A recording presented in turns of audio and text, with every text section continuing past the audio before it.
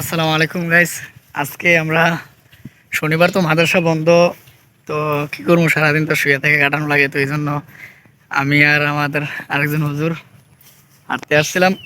তো আস্তে আস্তে তো এদিকে একটা হিন্দুরা শ্মশান পড়ছে আর কি। তো অবশ্যই কখনো দেখি নাই শ্মশান, বা এখানে সিস্টেমগুলো কেমন তাও জানি না। তো ভাবলাম যে একটু জায়গা দেখি এগুলা কেমন, তাদের এই কিরকম এগুলা হয়, কিভাবে পুড়ে বা কি আসে বিষয়। তো দেখার জন্য চলে আসলাম যে এটা হইতে সিন্দুরের শ্মশান, এখানেই মানুষ পুড়ে আর কি, মূলত লাস্টার এখানে রেখে পুড়ে। আর এটা হইতেছে এরিয়া, আর এটা তাদের একটা ঘর। এটাতে কি আছে জানি না সঠিক। হ্যাঁ, হ্যাঁ আইতাছি। মূলত এটাতে লাশ পুরানো আর কি, হিন্দুরের যে লাশ মারা মারা যায় তখন মরার পরে এখানে পুরে আর কি। এই যে এই জায়গাটাতে মূলত আহ, এই ফার্স্ট টাইম আমি দেখলাম, আমি আর কোনো সময় দেখি নাই লাশ এখানে রাখা তারপরে পুরে আর কি। এটা পুরোটা লোহা আর ইট দ্বারা করা।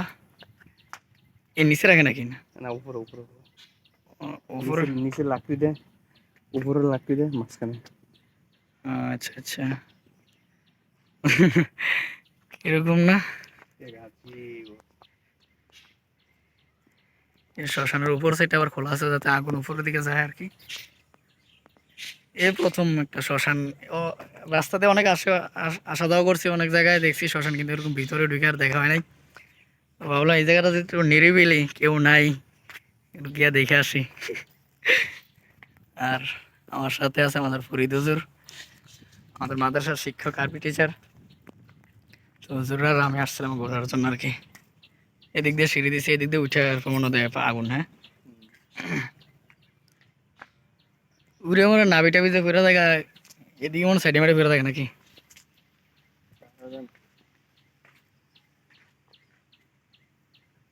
লাস্ট পুরার জায়গাটা সেটা।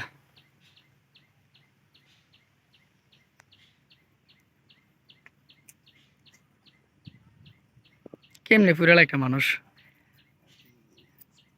বাপের ছেলে সন্তানরা ফিরালায় চোখের সামনে, আবার সন্তানরে বাপ মায় চোখের সামনে ফিরালায়। এর মনে হয় ধৈর্যটা মনে হয় বেশি। মানে ধৈর্য শক্তি, তারপরে দেন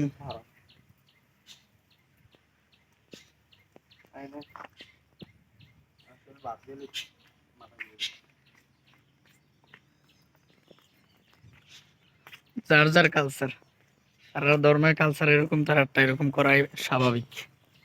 আমরা ধর্মে নাই, আমরা করি না, এই জন্য আমাদের কাছে এটা একটু অস্বাভাবিক লাগে আর কি, ব্যাপার না।